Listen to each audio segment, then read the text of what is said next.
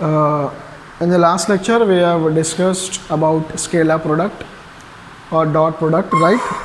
So almost सारे properties अपन ने कंप्लीट किए हैं उसमें regarding scalar product as well as that is what dot product.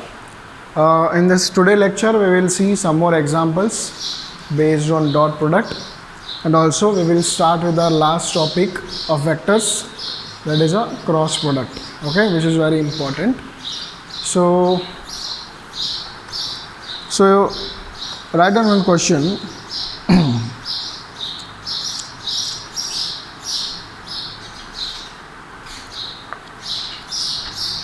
That question is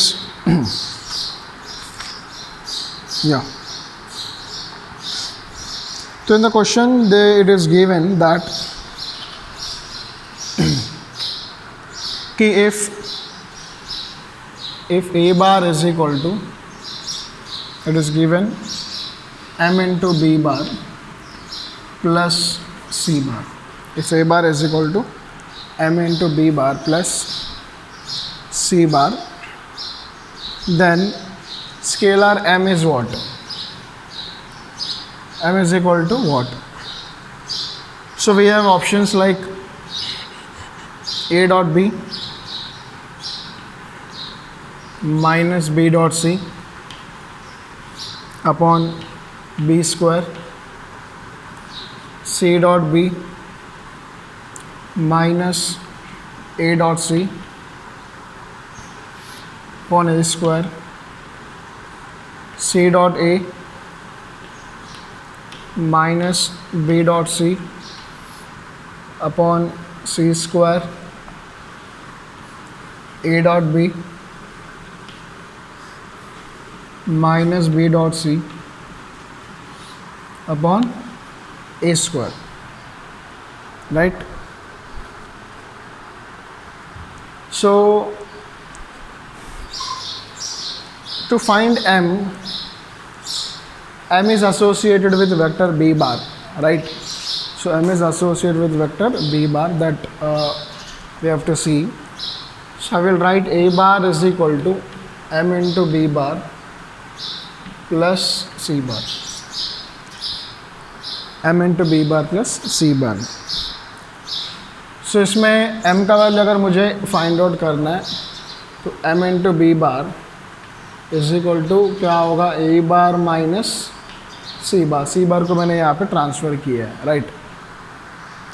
so what is the thing which we have to understand is M के साथ कौन सा वेक्टर है, that is B bar, right? B bar is that.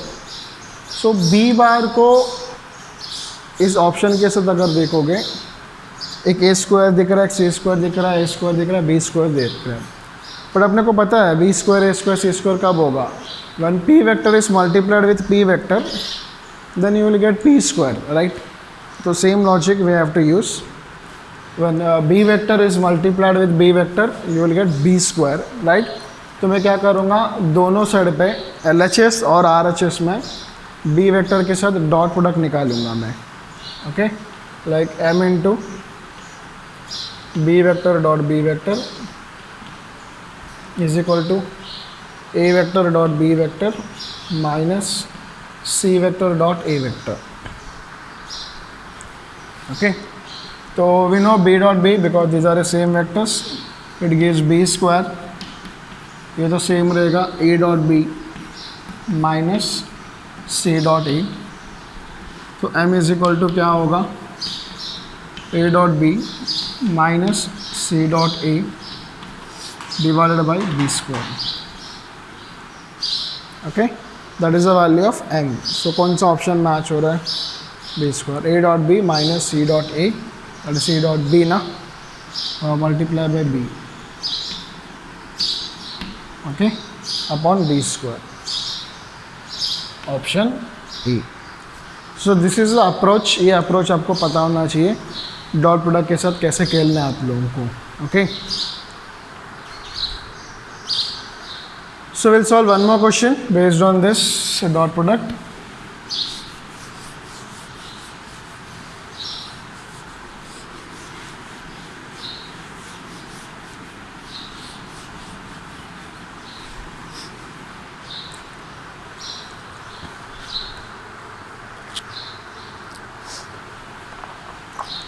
So that question is, yeah,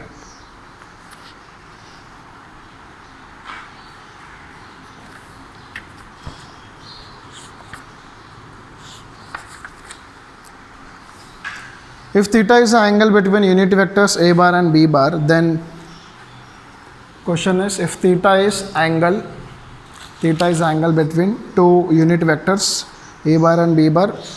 So it is given a bar and b bar are unit vectors. What is the meaning of unit vectors? Unit vectors are the vectors whose magnitude is what? 1, right? Magnitude is 1. Then what is the value of 1 minus a bar dot b bar upon 1 plus a bar dot b bar? What is the value of 1 minus a dot b upon 1 plus a dot b? Options are tan square theta by 2,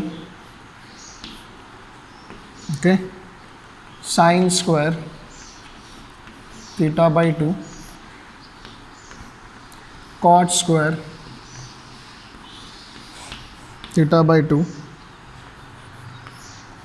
cos square theta by 2. So these are the options.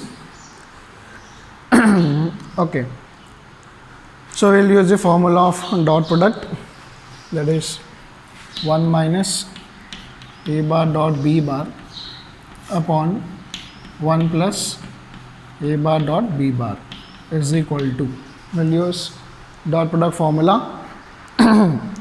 What is dot product formula? A dot b is equal to a into b into cos theta. So that is magnitude of a, magnitude of b into cos theta upon magnitude of a into magnitude of b into cos theta, right?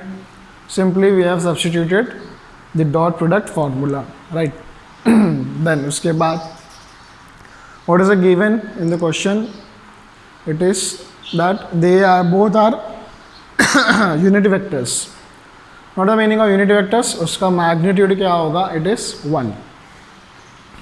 So 1 minus a ka value 1 into b ka value 1 into cos theta, 1 plus a ka value 1, b ka value 1 into cos theta. So it is equal to 1 minus cos theta by 1 plus cos theta. ये बचेगा आपको.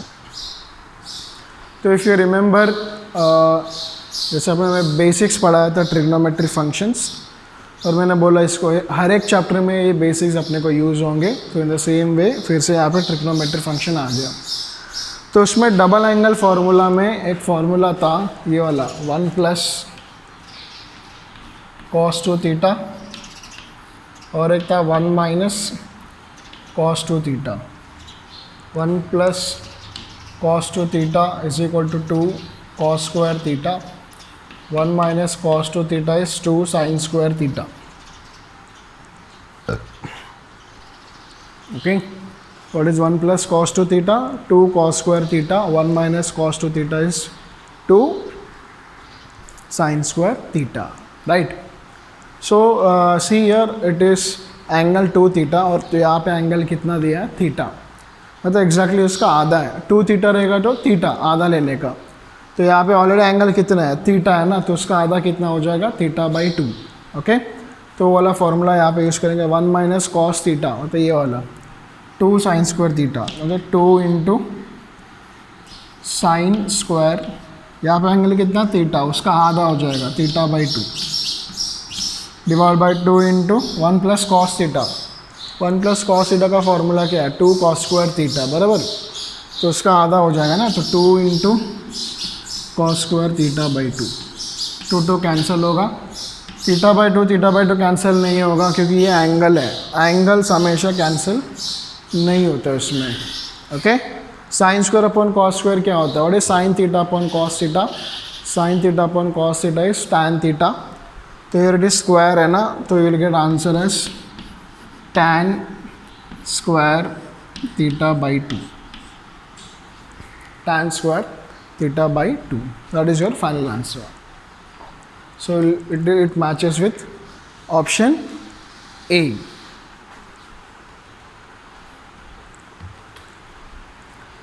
So in the same way मैं अगर reverse पूछूंगा ना, reverse मतलब कैसे, मान लो ये प्लस ऊपर यूज़ करूँगा और माइनस नीचे यूज़ करूँगा, तो it is very simple. Cos ऊपर आएगा, साइन नीचे आएगा, तो cos square upon sine square आ जाएगा.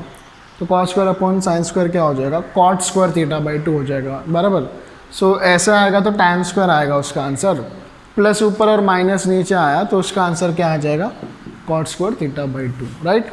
सो अगर यहाँ पे मैं गलती से अगर मिस्टेक भी किया मैंने यहाँ पे फॉर्मूला में 1 माइनस कॉस के यहाँ पे कॉस भी सब्स्टिट्यूट किया, 1 प्लस कॉस में साइन भी सब्स्टिट्यूट किया, कॉस अपॉन साइन क्या आएगा, कॉट आएगा अपना रॉन्ग आंसर.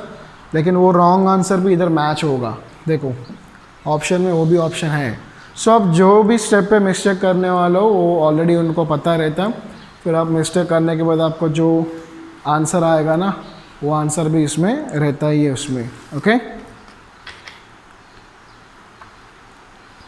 सो वो रॉन्ग आंसर्स भी आपको ऑप्शन में मिलेंगे. तो आपको लगेगा आपका आंसर राइट है, फिर आप एकदम खुश हो जाएंगे. बट एग्ज़ाम में जब रिजल्ट आएगा तब पता चलेगा नेगेटिव में आ गया आंसर, मार्क्स, राइट. सो ऐसा मिस्टेक्स होते रहते हैं, so be careful. Next we will see some questions.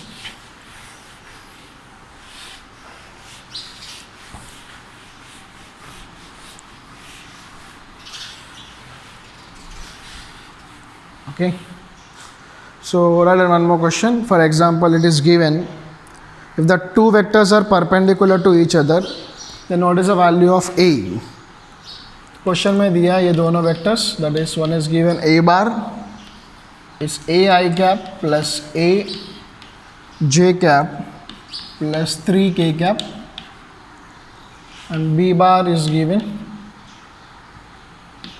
A I cap minus 2 J cap minus K cap are perpendicular to each other, then what is the value of A? What is the value of A? So perpendicular means, okay, perpendicular means what is the condition to check the perpendicularity? So that we know कि their dot product is equal to what, 0, right. Dot product का value क्या हो जाता है, 0. So if the two vectors are perpendicular, so we can write A vector dot B vector is equal to 0, right. A dot B is 0. So what is A vector here, A I cap plus A J cap plus 3 K cap, that is A vector dot B vector. What is B vector here? It is A I cap and minus 2 J cap minus K cap. A I cap minus 2 J cap minus K cap. So A bar dot B bar is equal to 0. Okay. So in case of dot product, what we see is कैसे करते हैं, I into I, J into J and K into K, राइट. So I cap A into A हो जाएगा A square, J into J यहाँ पे A और ये minus two A, 3 into -1 -3 equal to 0. तो यहाँ पे अपने को क्या मिला, क्वाड्रेटिक इक्वेशन मिला, राइट. So then it is equal to A square -2 या -3 इक्वल टू 0. तो इसका रूट्स अपने को क्या मिलेगा, -3 आना चाहिए. It is -3 and +1, clear, -3 and +1. So I get A value -3 equal to 0 और A + 1 इक्वल टू 0. तो A इज़ इक्वल टू क्या मिला, 3, या फिर A इज़ इक्वल टू क्या मिला, -1. ओके, तो 3 हो सकता है या -1 हो सकता है, दोनों में से कोई भी एक ऑप्शन आपको दिया रहेगा उसमें. अगर दोनों भी दिया है तो आपको बोथ A एंड B करके दिया हुआ रहेगा उसमें. यस, तो इस ऑप्शन में इस क्वेश्चन में -1 नहीं दिया ऑप्शन में, उन्होंने क्या दिया है, 0 दिया है, 1 दिया है, 2 दिया और 3 दिया। 0 1 2 3 में कौन सा ऑप्शन मैच हो रहा है, वो 3 मैच हो रहा है, right. So that is option right 3। सो ये हो गया सारे टाइप्स ऑफ डॉट प्रोडक्ट के क्वेश्चंस। सो सारे बेसिक टाइप्स अपन ने कंप्लीट किया, उसके आगे जो भी आएगा एप्लीकेशन बेस्ड क्वेश्चंस आएंगे उसमें, okay. So next we will start with the cross product, that is a vector product.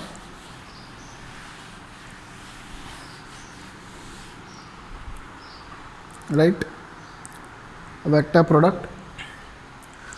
So write down next topic, that is vector product, or it is also called as cross product, right? Vector product and cross product.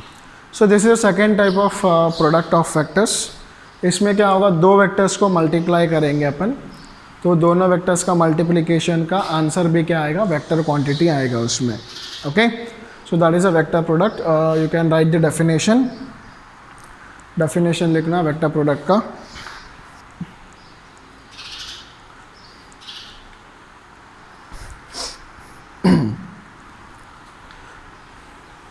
If the magnitude of the resultant vector, the magnitude of the resultant vector of vector product, magnitude of the resultant vector of vector product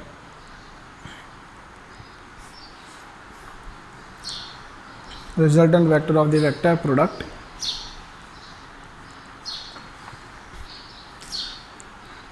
is equal to product of magnitude of 2 vectors, product of magnitude of 2 vectors, product of magnitude of 2 vectors, and the sine of angle between them, and the sine of angle between them, right? So now what is the meaning of this?